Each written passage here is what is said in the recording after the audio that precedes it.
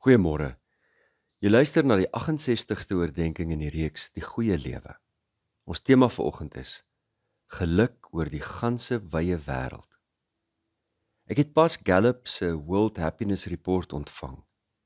Vir diegene wat dit graag self onder oë wil neem, stuur ek dit deur na die oordeenking. Dit beslaan meer as 200 bladsye en sluit temas in soos omgee vir ander, om maaltye saam met ander te eet, om saam met ander te woon, om met ander te konnekteer, om ander te ondersteun, om ander te vertrou, om te gee vir ander mense. 2025 se World Happiness Report het veral gefokus op die impak van caring and sharing se rol in menslike geluk. Die verslag verwys na Shakespeare se woorde in The Merchant of Venice, naamlik dat genade tweemaal geseënd is, vir die een wat dit ontvang, sowel as die een wat gee. So is omgee vir ander dubbeld geseënd.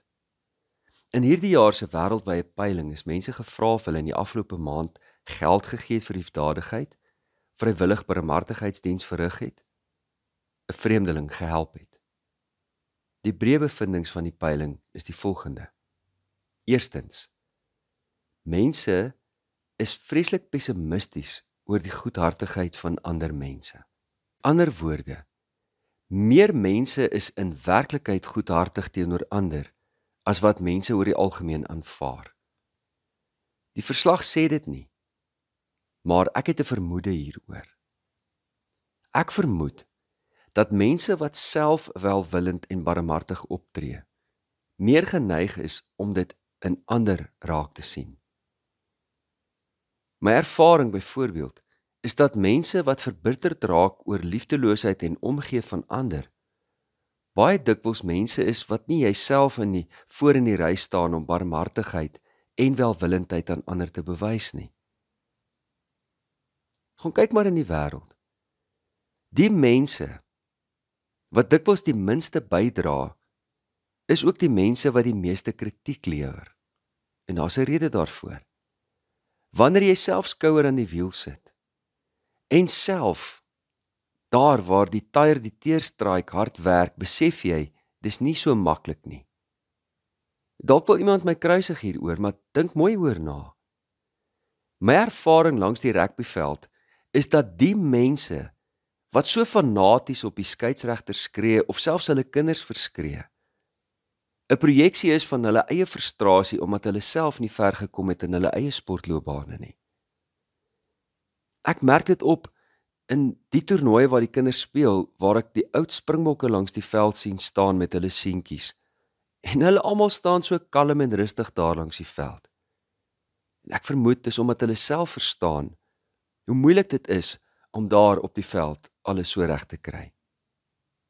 Wanneer dit by welwillendheid kom, is dit ook waar. Wanneer jy self welwillend optree en jou tyd, energie en geld aan ander gee, is jy meer bewus daarvan en is jy meer oop om dit raak te sien, want dis iets wat in jouself leef.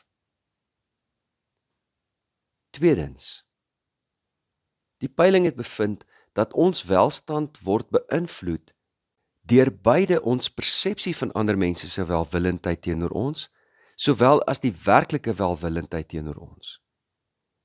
Dit is moontlik dat ons pessimisties is oor die wêreld en self skepties is, omdat ons fokus op die slegte en bose dinge in die wêreld, en die welwillendheid en goedhartigheid en mooi in die wêreld miskyk. Ons lees nie koerante wat goeie nuus bring nie. Bernard Beekman, een van die redakteurs van Netwerk 24, het op 'n keer aan kerkleiers die volgende gesê: Wanneer daar gekyk word na watter berigte mense lees op die aanlyn app, kan hulle sien dat mense goeie nuus nie eintlik lees nie. Dit wat mense die meeste lees is die skokkende nuus, die kontroversiële nuus. Dit wat mense ontstel, dit lees hulle baie meer as goeie nuus. Laat mens nogal dink, nee.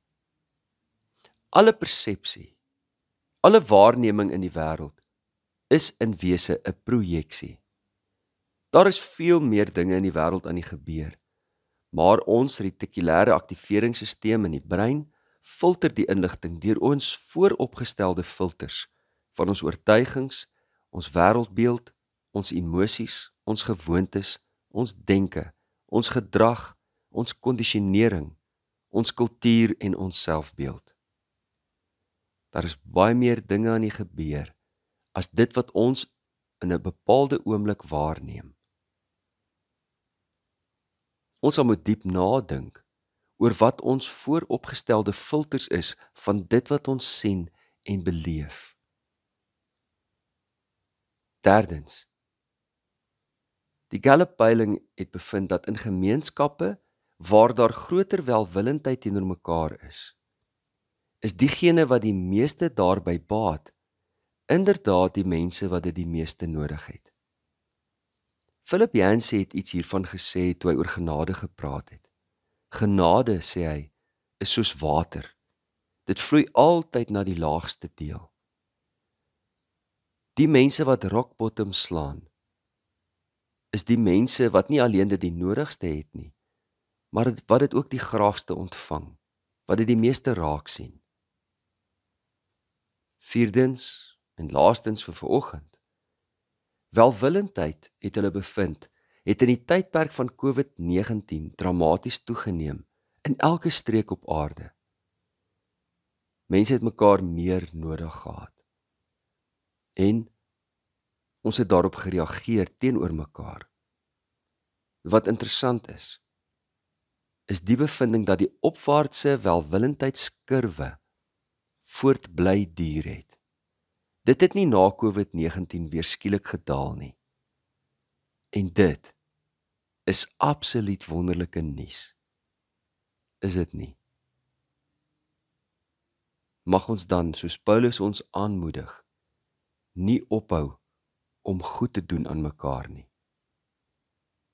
Kom ons vra die Here om ons deur sy Gees ook hiermee te help. Hemelse Vader, ons bid dat U ons sal vul met U Heilige Gees, dat ons die vrug van U Gees in ons lewe sal bly beoefen. Liefde, blydskap, vrede, geduld, vriendelikheid, goedheid, getrouheid, sagmoedigheid en selfbeheersing.